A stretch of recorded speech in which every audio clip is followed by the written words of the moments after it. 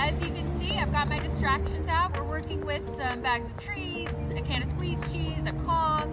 While these aren't people and dogs yet, they are still things that are going to compete for Austin's attention with me. So I'm going to make sure that when he notices them and he says, "What are those?"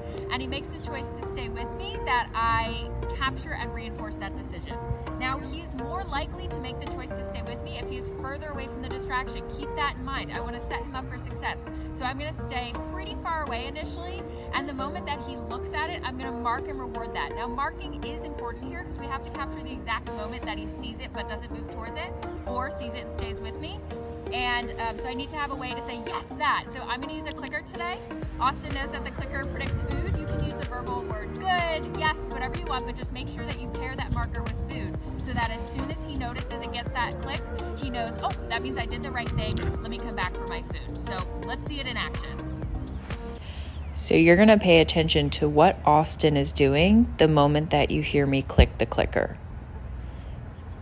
You'll see that I click when his eyes meet that distraction, because that means that he's noticed it, but he's stayed with me. The leash is still loose, he's still next to me, but he has noticed the distraction. He has not moved towards it. That's what I'm clicking and treating.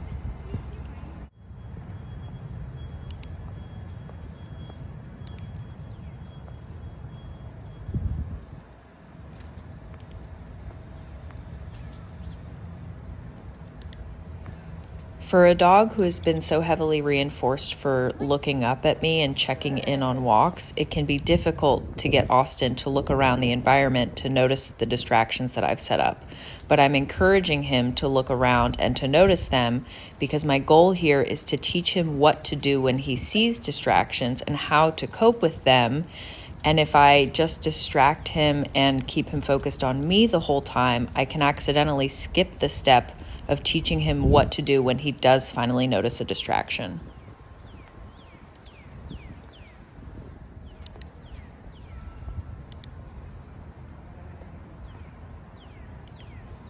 Austin is learning that when he sees something exciting or distracting, it is worth it to him to stay by my side in position instead of pulling towards it.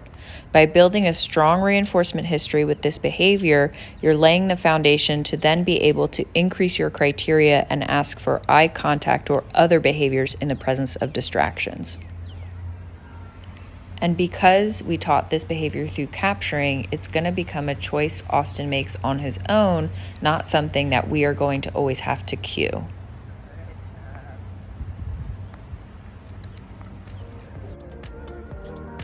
So Austin did great with that exercise. Super proud of him. He earned his sleepy rest right now. I want to just help troubleshoot a few things with those of you who are going to practice at home. First, make sure you're practicing from a distance where your dog can be successful. If you're too close, they're going to just pull towards the distraction because that's probably a habit that they've practiced for a really long time.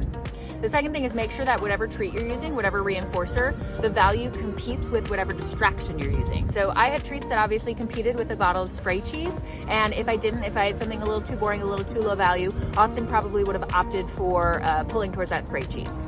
So what you're working towards with this exercise is having a dog who sees distractions, knows what they mean, know that they're probably going to predict a click and a treat, and so they preemptively look back at you and they say, I see a distraction, what am I getting?